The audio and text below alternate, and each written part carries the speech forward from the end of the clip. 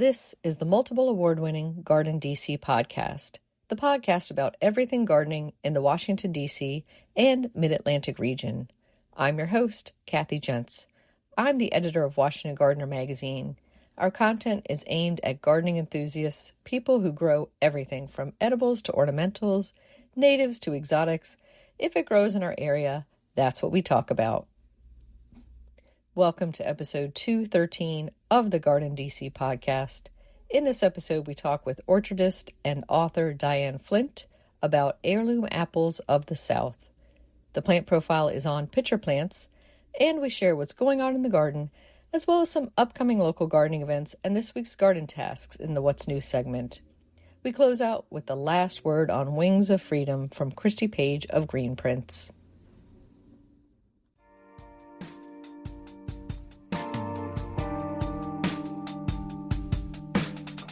This episode, we're joined by Diane Flynt. She is a orchardist and author of the new book, Wild, Tamed, Lost, Revived, The Surprising Story of Apples in the South. Welcome, Diane.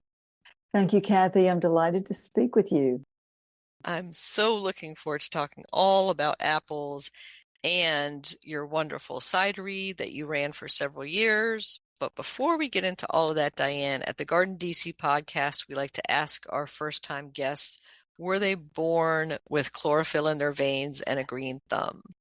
Absolutely. There is no doubt about that. And one of the first stories in my book is about how I became so connected to the natural world. And it really was from my father. He grew up on a farm. He was an engineer, very much a scientist. But he still had, he was a farm boy, even though he had advanced degrees and chose a different path than my grandparents' farm. He was a noticer. And to me, this quality applies to anyone who is connected to the world around them.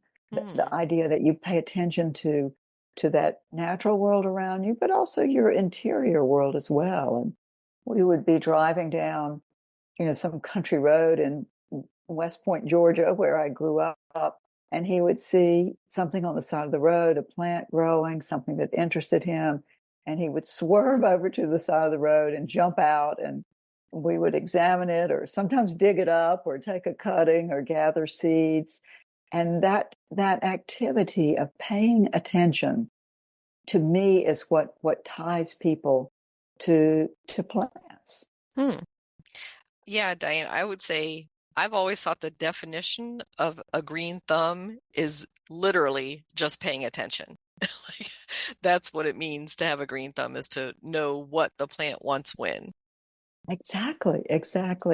And to know what it needs to reproduce. Let's talk a little bit about your career journey. Did you go to school for horticultural agriculture, or what was your career? Sure. I grew up in a small town in Georgia, visiting my grandfather's farm, but not living on a farm, but still living in a neighborhood that had a cow pasture in the backyard. So very connected to the natural world, and was always in the back of my mind, Kathy. I had the dream of having some kind of an agricultural enterprise. But when I graduated from college with a bunch of college loans, I just couldn't see a path to achieving that. So I spent the first part of my career, 20 years, working in corporate America. And some people assume I'm a corporate escapee. I actually enjoyed and learned many skills in my time in the business world. But I was able in midlife to weave a way back to that youthful and early adulthood dream of being involved in farming. And that's what led me and my husband to search out farmland close to our home and to end up in the southwest corner of Virginia, about 5.5 hours from DC, up in the Blue Ridge Mountains, where we found what I hope for us will be our forever home. Wonderful. And I know you had said, when we had talked earlier, that you're outside of Floyd, Virginia. I know there's a lot of people who retire to that area of Virginia. It's so beautiful there. Can you describe your growing conditions and what the soil is like, maybe your zone and maybe average rainfall, that sort of thing? We're at 5,000, excuse me, at 3,000 feet elevation, which Mm. used to be called Zone 5. We've Hmm. been demoted like everyone else and are a little bit warmer, but we definitely have the climate of the mountain south. So we have cold winters, we have moderate summers. We're the growing conditions of the Hudson River Valley, mid-state New York, lower New England. Mm. So it's really ideal for growing tree fruit. And Mhm. one of the things that people often don't think about, we're definitely cooler, lower humidity, not as hot in the summer, colder in the winter, longer cold season. So I can grow apples that require, a longer sleeping period. But the real difference that I think makes our fruit so special is that we have a good diurnal swing even in the summer. So the difference between daytime highs and nighttime lows. And when you think about the great, for example, the great grape growing regions of the world, Mm. all are in places that get warm in the day, but cool off at night.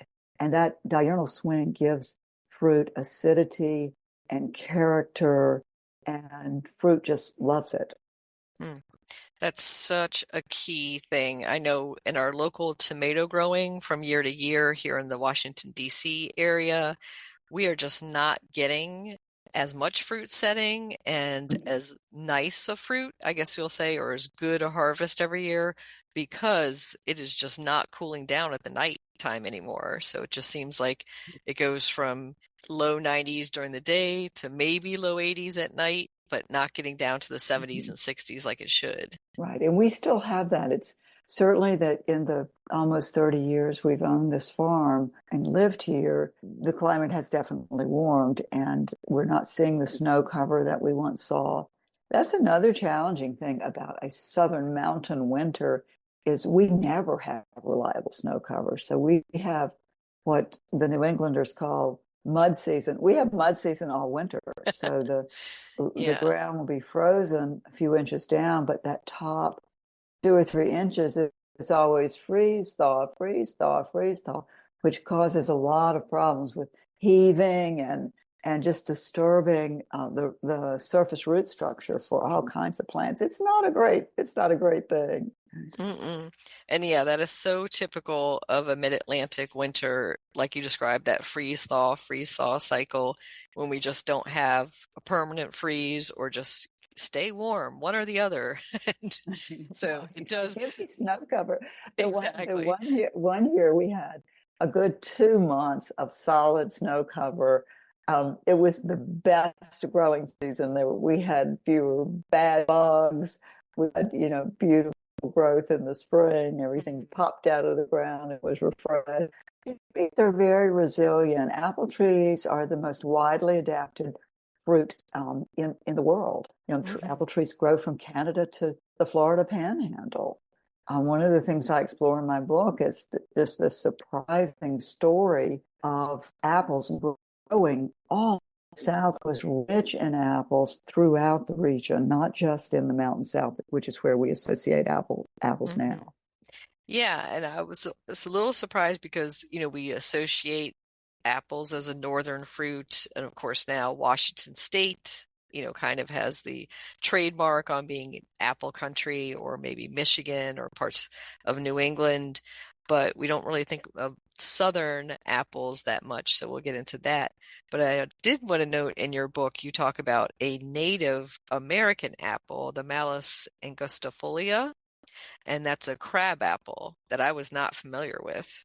Yes, there's several, I believe there are four native Malus species to North America. Malus domestica, which is the apple that you and I are talking about that people see in the grocery store. Cornell University is using Malus angustifolia as a way to attempt to breed in disease resistance because that native crabapple, southern crabapple, does not get fire blight, which is a very difficult to control um, disease that apples are prone to in hot, humid conditions, which we're having a lot more of all over the place.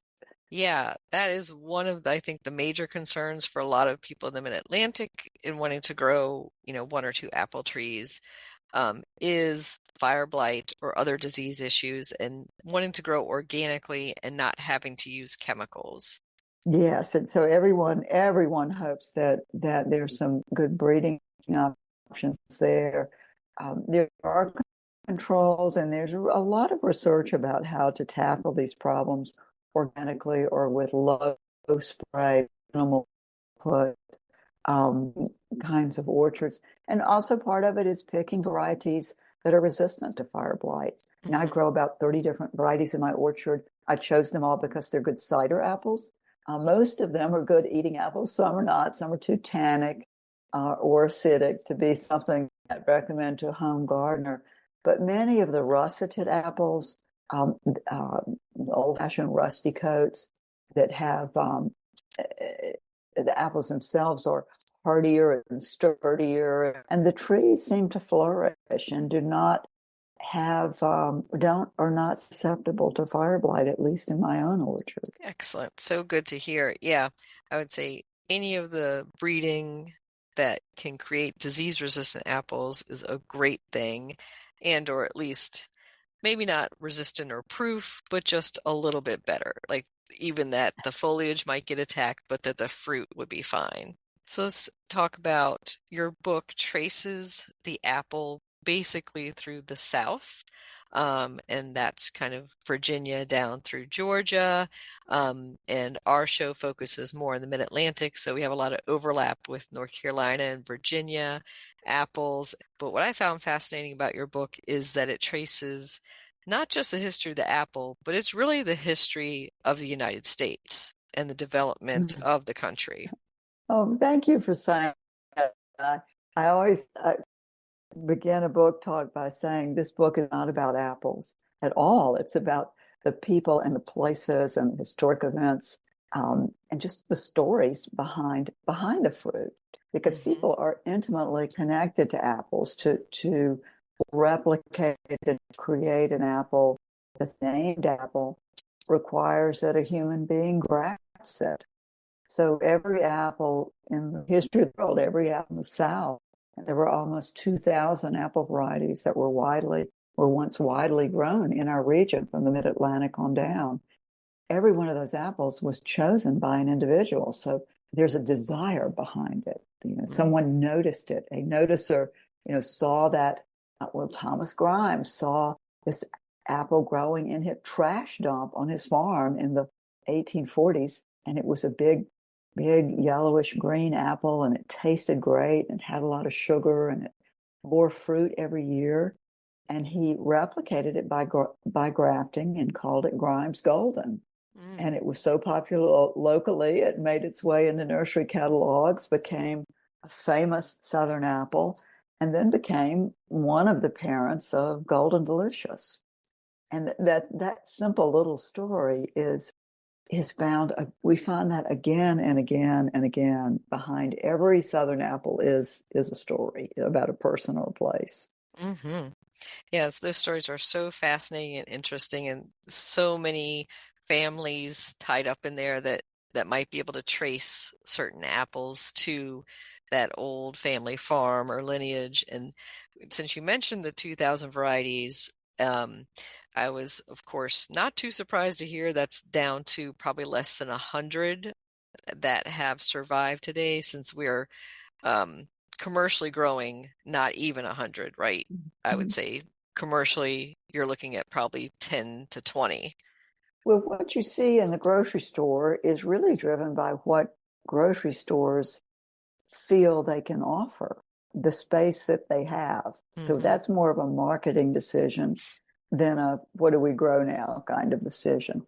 The preservation orchards in the South, and there are quite a few, Horn Creek in North Carolina, the Georgia Heritage Apple Orchard in North Georgia, those collect 300 to 400 plus Southern apples. So Oh, wow. we have quite a few still left. Yay. And apple explorers are finding some of the ones that we thought were extinct. There is still some discovery of apples that we thought had passed by. But yes, there are hundreds of southern apples that are available through specialty nurseries or through preservation orchards that are available for people to grow. And I think, well, Southerners, early Southerners grew apples for all kinds of uses. Maybe some of them didn't taste so great, but they were good for drying, Mm-hmm. or they made great cider, or they ripened in May, or they ripened in November and kept till April. Because in the mid-Atlantic and the South, we could eat apples, fresh apples, without refrigeration every month of the year. And that wasn't true anyplace else in the country. Because we get the very early apples, Carolina Red June and early strawberry and all those early season apples that come in the South in late May and June.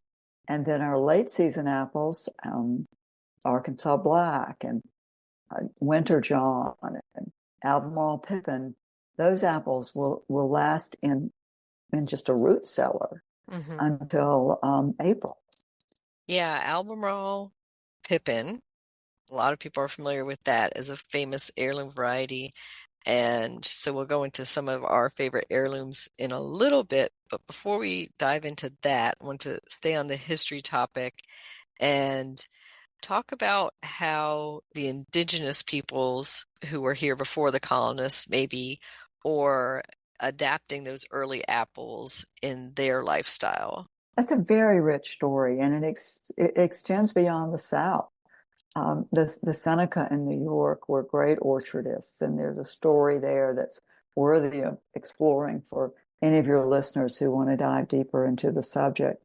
And I came to this part of the story through looking at apples in my home state of Georgia. And the most famous 19th century fruit tree nursery was outside of Augusta, Georgia. Not exactly where you think of as prime apple territory, but it was.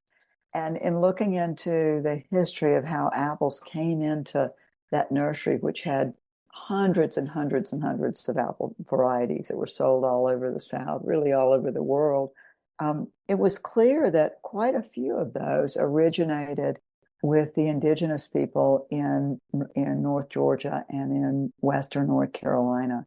Especially what's most documented are the orchards of the Cherokee people. There were over 60% of the Cherokee households in Georgia had mature orchards. And this is in the early to mid 1800s, before the Indian Removal Act and before those peoples were driven from their home in what Georgia history would call the Trail of Tears. Mm. They were great orchardists, and they grew trees on their own roots, so they were not dwarfing trees like you might find in an orchard today, a 18-foot tree or even a 6-foot tree. These were fully mature trees of 30 or 40 feet tall. And I mentioned over half the households had orchards. A medium-sized orchard for Cherokee in the 1830s would have been 30 or 40 trees. So just imagine 30 or 40 apple trees that are 30 feet tall. The largest orchard was Major Ridge's orchard. He was the largest Cherokee landowner in Georgia, and he had 300 apple trees. And we know this history because after the Indian removal, federal valuators came into Cherokee territory in Georgia and valued the possessions of the Cherokee, which were auctioned or given to white Georgians. And those possessions included orchards. Mm. So there are records of the trees in each. Yeah, and I recall in the book we talked about home sales in the South or any land transfer, such as what they did with the indigenous people's lands. Almost always an orchard was listed as part of the possessions. Yes, you see this a lot in real estate advertisements in Maryland, Tidewater, Virginia. There were people bragged about the size of their orchard, and especially how many gallons of cider or brandy that those orchards created, because a big part of colonial apple growing had to do with drinking the apple, not eating the apple. Mm-hmm. Cider was a part of culture, mid-Atlantic culture. We tend to associate it with New England culture, but cider making was an integral part of Southern life.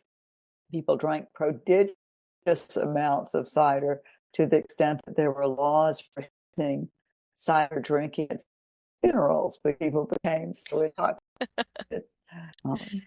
We think about large, historically significant properties like Monticello as being, Thomas Jefferson being the enslaved men and women who worked for him, toiled for him, as being the cider makers for that property. But in fact, Monticello purchased cider. They drank so much they couldn't grow enough apples to make all their own ciders. Wow. And so while we're talking about those enslaved peoples who were the skilled cider makers, they were growing their own apples for their own use as well, correct? Well, there are records back to Monticello, because that's so well documented in letters and farm journals. There are records of the women who were handling the farm records for Monticello purchasing apples from enslaved people for use in the home. So that leads you to think that they were growing apples or had apple trees, or were somehow gathering apples that were not right there on the farm and then selling those to the household. And one of the stories I really enjoyed in the book, kind of related to Monticello, were those presidential apple growers. There was before the United States Department of Agriculture was formed, the USDA was formed, there was no organized way for farmers to exchange information about anything. So, of course, being noticers, all farmers were noticers, and in 1800, all Southerners were farmers. In 1860, over 60% were still identified themselves as farmers. The way they shared information was through kind of local agricultural societies and journals, agricultural journals like the Southern Cultivator, and exchanging letters and information. I mean, people just were passionate about exchanging information about how to grow things and what worked and what didn't work. And they ran experiments and tried out revolutionary ideas like contour planting and crop rotation and the use of lime. And science was advancing very quickly, and information was being shared, and grafting wood was also being shared. There's some fascinating letters and stories in my book about people who were enthusiastic about apples and just proselytizing their favorite variety. And that's how apples spread. That's how, for example, the Cherokee apples were brought into nursery production by a Georgia nurseryman, Jarvis Van Buren, who traveled into Cherokee territory after Indian removal and gathered scion wood from those trees and grafted trees that the Cherokee had chosen.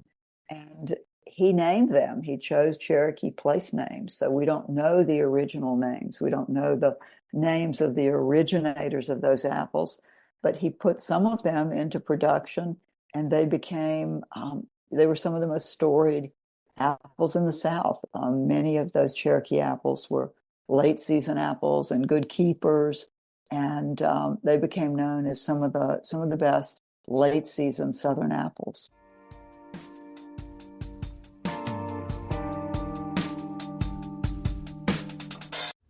GardenDC will be back after this short break. In the book The Urban Garden by Kathy Jensen Terry Spate, you'll find dozens of inspiring and creative ways to grow flowers, shrubs, vegetables, herbs, and other plants in small spaces and with a limited budget. Whether you want to grow on a balcony, rooftop, front stoop, or a tiny urban patio, turn your growing dreams into reality and build a gorgeous and unique garden that showcases your personal style while still being functional and productive. With the ingenious ideas and resourceful tactics found here, you'll be maximizing yields and beauty from every square inch of your space. No matter what you grow, the 101 amazing growing ideas found in the urban garden will turn your tiny urban yard into a treasure trove of green you'll be proud to share with family and friends.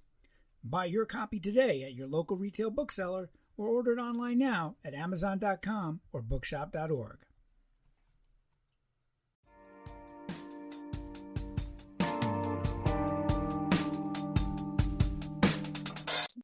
You talked also in the book that there was a horse apple on almost every farmstead or property.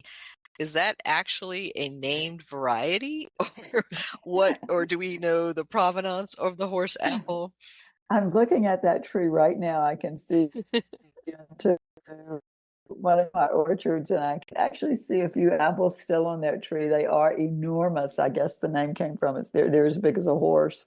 And I'm so glad you brought this up, because that prompts me to mention Lee Calhoun. Lee Calhoun was the author of a book called Old Southern Apples. It's the Bible it's an encyclopedia of Southern varieties. And he was the person most responsible for describing not only Southern apples, but the stories behind them. Tom Burford is a Virginia nurseryman who did many of the same things and is known a lot in Northern Virginia and the Washington area. But Lee Calhoun, both of those gentlemen were just wonderful friends and so knowledgeable and brought so much to the apple world. Lee used to say that you didn't often see the horse apple in nursery catalogs because everyone already had one in their backyard. It was such a common farm apple. And I think it was a common farm apple because it was so useful. It produces every year. Some apples are biennial. They give you no crop one year and a big crop the next year, or a light crop one year and a big crop the next year. This one is an annual cropper, big apples, lots of apples. They hang on the tree, but it was primarily used for drying. The apple is very densely fleshed. When it hits the ground, it doesn't, it's not a soft fruit. It doesn't rot quickly on the ground. So it had a lot of uses in farm life before refrigeration. Mm-hmm. And I was thinking the name horse apple, some people call chestnuts horse apples, but also thinking that this was the apple you fed to your horses. Oh, I'm sure it's so big. It probably, as it began to decay, it does not keep really well. So as it began to decay, I can definitely see it heading to the pig pen or to the horses. But that really brings me to an important thing for people to understand about old-fashioned apples. I think sometimes there's a thought that just because it's an heirloom apple, it's going to taste better. But going back to what I said earlier, people chose apples for lots of different uses. And we have so many apple varieties because each filled a niche. In the book, I talk about family apples, and these are apples that were grown by a single family or hyper-local apples that were grown only in a certain community or county. One of the apples I talk about is the Mary Reid apple that I learned about from nurseryman David Vernon, who owns Century Farm, a nursery in North Carolina, outside Reidsville, North Carolina. And he grew up enjoying the Mary Reid apple, and he thought everybody in the South had a Mary Reid apple. And then he found out from Lee Calhoun that his family had the only 2 trees of the Mary Reid apple, and it really was a family apple. And the reason it was useful to his family is, to me, a fascinating story, and it illustrates how intimately tied this fruit was into agricultural life. This is an apple. So in that part of North Carolina, well into the 20th century, people were still farming tobacco. They still used their tobacco allotments. And even if they worked off the farm, as most people did into the 1950s, 60s, and 70s, they still kept that tobacco allotment and would still grow, 10 acres, 15 acres of tobacco because it was such a good cash crop and added to the farm income. The Mary Reid and harvesting tobacco is a big labor-intensive activity. It takes a lot of people working pretty intensely in a short window of time, about 4 weeks in September, in early September. And that's when the Mary Reid apple ripens, and it ripens across several weeks, really across about a month.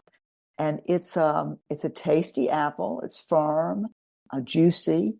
It keeps well without refrigeration. So you could pick a bucket of Mary Reid apples and keep a 5-gallon bucket on the back porch, and they wouldn't go bad, even in a hot early September, Caswell County, North Carolina climate.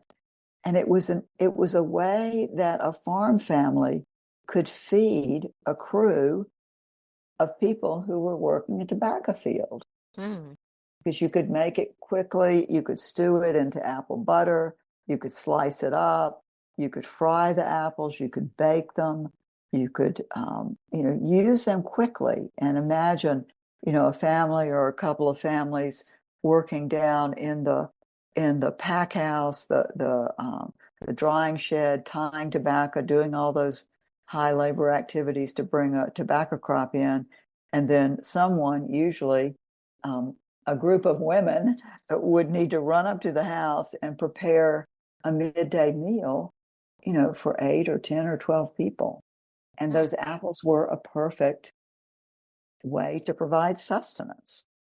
And that's why that apple endured, not because it was the best tasting apple they grew, but because it fit a particular need. Wow. And I can imagine, on a hot harvest day, hanging all that tobacco up in a barn and just biting even straight out of hand into a cool, ripe apple. That must have been such a relief. Oh, yeah. It's a pretty apple. David still sells it. It grows well. It's disease resistant. If you're interested in a Mary Reid apple, get in touch with Century Farm Orchard in North Carolina, and you can have one too. Yay. Well, that brings us to, what is the perfect place for planting an apple? So if I'm a suburban homeowner and I have your typical 1/4 acre lot, do I want to site it in as most sun as possible on the highest part of my property? Or what do you recommend, Diane? Well, first of all, you're going to need more than one variety because apples reproduce sexually. So they need pollination from 2 varieties that bloom at the same time. If your neighbor has apples, or if there are crab apples nearby, you get pollination that way. But you're going to need more than one variety, and we'll want to make sure that they bloom, approximately the same time. And the good news is that a lot of nurseries sell apples grown on dwarfing rootstock now. So you don't need to have a 35-foot tree. You don't even need to have an 18-foot tree. You can have a small tree, or even grow a tree in an espalier, or on a kind of an upright, slender spindle type of training system, so that even in a small space you can have several apple varieties. I went on a hiking trip to England this summer, and it's wonderful to see their beautiful potager gardens with the incredible espalier, apples and pears and many, many varieties growing even on a short fence or wall. Yeah. I've seen really good examples of that. I was going to say at Mount Vernon, they have some nice espaliered apples. And I also like to see what I call kind of Franken tree, where you've got one variety grafted on one arm, another on another arm, so you can maximize the different varieties that you have. Absolutely. And then that tree can pollinate itself because it's got more than one variety on the tree. So as far as siding, apples need sun. They need to be away from root competition. So if you have a big old maple tree in your backyard and you only have a quarter acre, that's probably not a good spot. And just avoid, they don't like wet feet. So not in a low spot for sure. Yeah. And apples also get a disease from cedar trees, cedar apple rust. So you would want to avoid planting close to cedar trees. And that can be so hard when you're in an urban or suburban location. But, try the best you can, or for a rust-resistant variety. Yeah, exactly. And your extension service will have ideas. And then the nurseries, I mentioned David Vernon's, there are others, they'll be familiar with selling trees to people in your area, and they'll have recommendations, I'm sure. They hear back from their customers about which apple varieties work well and which don't. I really encourage people to think also, they think about the time of year they want apples, early season or late season, and the flavors that they want, but also think about your own history or the history of your region, the history of your little corner of the world. There's so many Southern apples that are really attached to regions. I think about the limber twig apples in Western North Carolina and Tennessee and Kentucky, and Tennessee, Kynard's Choice, and where the pilot apple here near Stewart, Virginia, where we're from, and Patrick County, Virginia Beauty, and there are parts of Northern Virginia and Maryland that had their own special apples. And those grow well. They grew there for over 200 years. And those are worth exploring. And that does bring us to our favorite varieties, Diane. And I know this is like asking you your favorite child, but maybe we'll try to do it by category. So maybe the one that you like best for eating out of hand, fresh right off the tree. We'll start off with that, and then maybe talk about baking and then cider apples. I think that's well said, because whenever people ask me what's my favorite apple, I say, what am I using it for and when am I harvesting it? Because the apples that come early in the season are often used for applesauce. I love a yellow transparent to make applesauce. That's one of my favorite apples for making applesauce in the summer. Those summer apples that kind of fall apart as you cook them and make a beautiful, almost like a creamy pudding-like applesauce. Yellow transparent is one for that. As far as early apples for eating, I like, this is a September apple, but I like Grimes Golden. It's very sweet. It's mild. You can eat a whole apple, and it's not so tart that you are ready to toss it, out of the ATV after two bites. There's a old Southern apple called Mother that was widely sold in the UK, where they called it American Mother. It's again a mild, very juicy apple. It's one of my husband's favorite apples to eat out of hand, and that's a Southern apple. I also like a very tart apple. We're beginning to harvest an English apple called Ashmead's Kernel, which is one of my favorite all-time apples. It's a fully russeted apple. It gets a little bit of a orange blush on the side that gets sun, and it's hard and tart, and it lasts forever, and it's great cider apple. It's one of my favorite eating apples too. And then I do like Albemarle Pippin later on, but I like an Arkansas Black in January or February when it's been in storage for a couple of months and it begins to mellow. That's the term for the flesh softening, and I believe we get more complex flavor when we let our apples fully ripen. And Arkansas Black in January or February, where the flesh is has a little bit of yellow to it, that's a delicious flavor. Yeah, that's one of my favorites. I agree on that one. And then for cider making. Well, I'm a fan of Hughes crab. That was one of Jefferson's favorite cider apples. Um, we had one of the first commercial plantings of Hughes crab here at Foggy Ridge, planted that first orchard in 1997. Um, and I'm a big fan of that apple. It's a tiny red apple that's intensely sweet, but has a lot of acid and has some nice soft tannins. I think it's kind of a nearly perfect cider apple. Let's tell our listeners a little bit about your cidery that you had and what were some of your goals in making cider. Oh, thanks for asking about cider. I always like to talk about cider because there's so many great cider makers today. We were a real pioneer.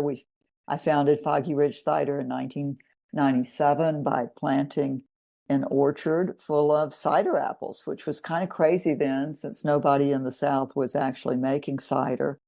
We opened our cidery in the early 2000s and operated until 2018, when I retired the cidery. And we now sell our apples to other cider makers in Virginia and North Carolina and across the South. My goal was to make what some people call a vintage cider, but the simplest way to say it is that I wanted to make fine cider like winemakers make fine wine, which means I wanted to grow fruit that I would harvest when it was ripe, in the late summer and fall, and then ferment that fruit carefully and blend it to create cider blends that spoke of the apple variety, but also the terroir and the place here in the Southern Appalachians where I am growing fruit. Very much an idea that each year there is a crop that I will ferment and make something special, and then the next year it might be something different because of climate and terroir. And this flavor would be very different from year to year. It could be, absolutely. And I was very focused on very apple centric. I think there's some great experiments going on now with co-ferments of apples and grapes and other things. I think those are creative and certainly worth exploring. But I really wanted to focus on the vintage year, the harvest year of the fruit, and the variety. I chose our first orchard had about 35 varieties that I was testing out, and I kind of landed on, I guess, a solid 15 or so that I used in my own cider making. And many of those are now widely grown in the South and the Mid-Atlantic. And you were saying before we started our recording that you were harvesting some of the apples already this year. And we've been hard at it since August. Hughes crab begins to ripen in mid to late August for us. Parmar, an old Virginia brandy apple that I absolutely love, comes in early August. It's intensely sweet, and very, very spicy, excellent cider or brandy apple. And I concentrated my own orchard into early and mid-season varieties. So we'll finish up harvest in early October. But certainly southern orchards are still picking fruit well into November, those late season varieties. How about vinegar making? Did you do any attempts for that? One would not want to make vinegar where one is making cider. The end result of fermentation is not cider or wine, it's vinegar. And you just don't want that acetobacter in your cidery that's going to spread into your carefully fermenting cider and turn it into vinegar. So I did not make vinegar, although I've had some excellent vinegar made in Virginia from heirloom apple varieties that is quite special and I think well worth investing in. Mm-hmm. Yeah, I've tasted some of the fire ciders and also Virginia heirloom vinegars that are being made and sold at local farmers markets. And those are always super interesting, the differences in the flavors. Oh, they are. And, people can make cider vinegar at home. That's something fun to experiment with too. And so how can our listeners contact you to find out more, Diane? An easy way is off our website, foggyridgecider.com. There's a contact page there, or email me directly at dflynt, that's FLYNT, the number 7 at Gmail. Either way is great. Excellent. So getting back to your book, and I'm going to say the title again for our listeners, that's Wild, Tamed, Lost, Revived, The Surprising Story of Apples in the South, and we'll include a link to that in our show notes. Is there anything you want our listeners to know about Mid-Atlantic and Southern apples that we haven't covered yet? Oh gosh, I could go on forever. And it's such a deep subject. And I think, you have plant people listening to your podcast. You have aspiring plant people listening to your podcast. But even if you're not a plant person, even if you'll never grow an apple, learning about the people and the places and the stories behind this fruit is a way to learn about our region. The section of the book called Lost includes a half a dozen or so stories of how we lost apple diversity at the turn of the 19th to 20th century. In just about 50 years, we lost several hundred apple varieties that will never return. And reading about how modernity affected our region and how different pockets of the region dealt with the change of, off-farm migration and, what railroad refrigeration did to the apple business when all of a sudden Washington state apples could be shipped to the East Coast, and that, dealt a difficult blow to the Southern apple industry, and how it adapted, what prohibition did to mountain communities that were supplying apples to legal distilleries. There are so many stories that are about people, places, and history, and you're guided into that by apples. Wonderful. Thank you so much, Diane, for sharing a bit of those stories of the apples in our region, and I urge our listeners to get that book and read more. Well, thank you for bringing plants to your listeners and educating people about all the ways they can enjoy and notice the world around them.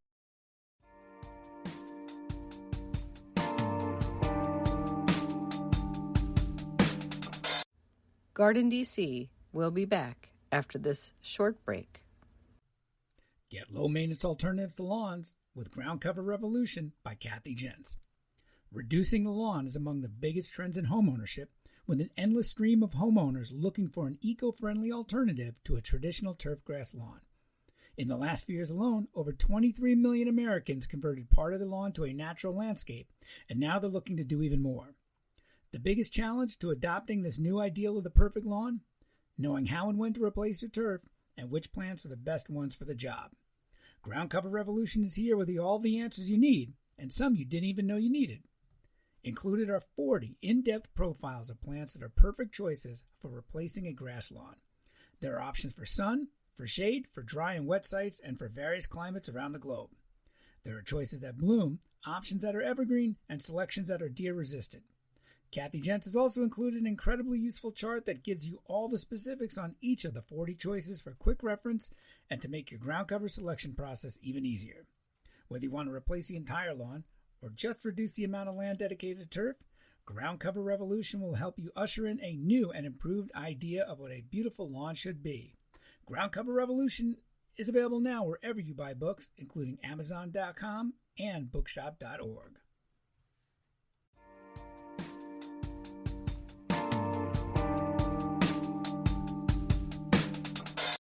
Pitcher plant, plant profile.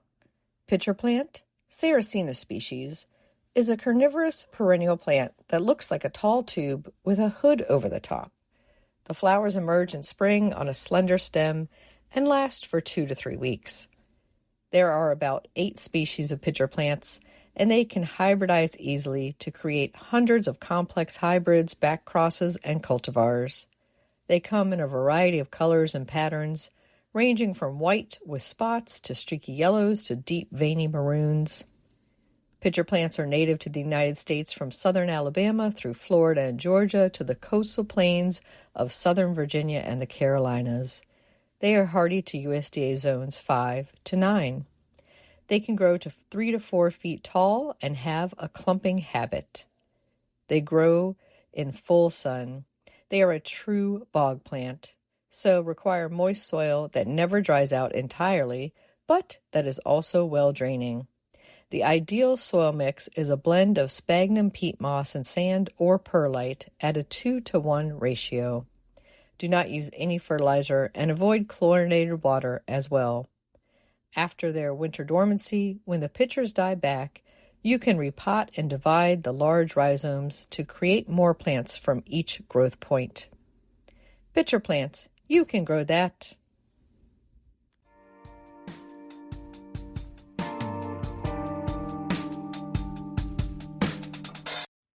What's new in the garden this week? Well, after 11 plus straight days of rain, we got the sunshine back, and my Nippon daisies are blooming beautifully. Over at the community garden plot, the snack peppers and cherry tomatoes are still producing well, but I'm going to be pulling them out soon and putting in cover crops. In garden tips that we shared this week on our social media, we talked about the American persimmon tree and how the fruits are starting to ripen now, but you should not consume them until they are totally matured because of the severe astringency in that fruit. It will make your mouth pucker like crazy, and you will learn a huge lesson, as I did one year. So also in our garden tips, we talked about planting spring blooming bulbs. It's a little too early for the mid-Atlantic to do so now. You run the risk of disease, rot, or fungal issues of the bulbs. Wait until the nighttime temperatures are 40 degrees consistently. In local gardening events, if you are in the DC region or mid-Atlantic, you might want to attend the Baltimore African Violet Club's autumn sale. And that's being held on October 11th and 12th at the Joppa Grand Market. You can find out more details about that at baltimoreafricanvioletclub.org. And then on Saturday, October 12th from 9:30 to noon, Prince George's County, Maryland is hosting their annual Community Garden Summit. This is for current and aspiring gardeners, and it takes place at Beltsville Community Center in Beltsville, Maryland. And Fancy wishes she could go to that, but she is not allowed. That is for humans only, and you can find out more about that through Prince George's County Parks. And finally, the Potomac Rose Society is hosting an online talk on Sunday, October 20th at 2 p.m. This is free and open to anyone, and you can sign up for it at potomacrose.org. The subject is Choose the Right Rose Every Time, and the speaker is Pat Shanley, and she is going to be talking about growing roses in the hot and humid mid-Atlantic region and the challenges and the best roses for our region. Happy gardening!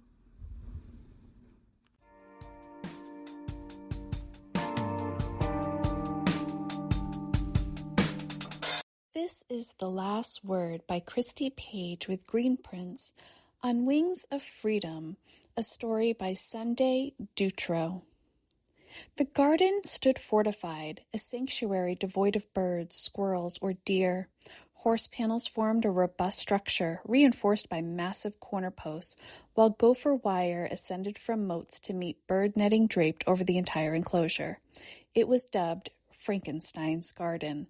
Successful for years, it succumbed to wet snows when they arrived, bending the aluminum poles, tearing netting, and allowing the unexpected intruder, frozen water, to breach the defenses. As the netting gave way, nature reclaimed its place. Birds, once barred, brought songs and excitement back. Despite occasional entanglements, the garden felt alive. Then came the day when an imposing visitor arrived, golden brown, with fierce eyes and a hooked beak, a hawk. Armed with a feed sack, I approached cautiously. Wrapping it gently around the majestic creature, I unraveled the netting from its talons. The hawk's release was a moment of unexpected magic. 1 second cradling a Harris hawk, the next an empty feed sack as it soared freely into the open sky. Turning back to the garden, the fortress seemed absurd. The dismantling of the netting revealed a newfound brightness and freedom as air and light flooded the space. The Frankenstein structure, once imprisoning both flora and fauna, now lay on the ground. Though I might never hold a hawk again, the bird, the garden, and I were all finally free. In tearing down the barriers, I discovered the true essence of nature, not confined, but thriving in boundless freedom. This has been The Last Word by Christy Page at greenprints.com.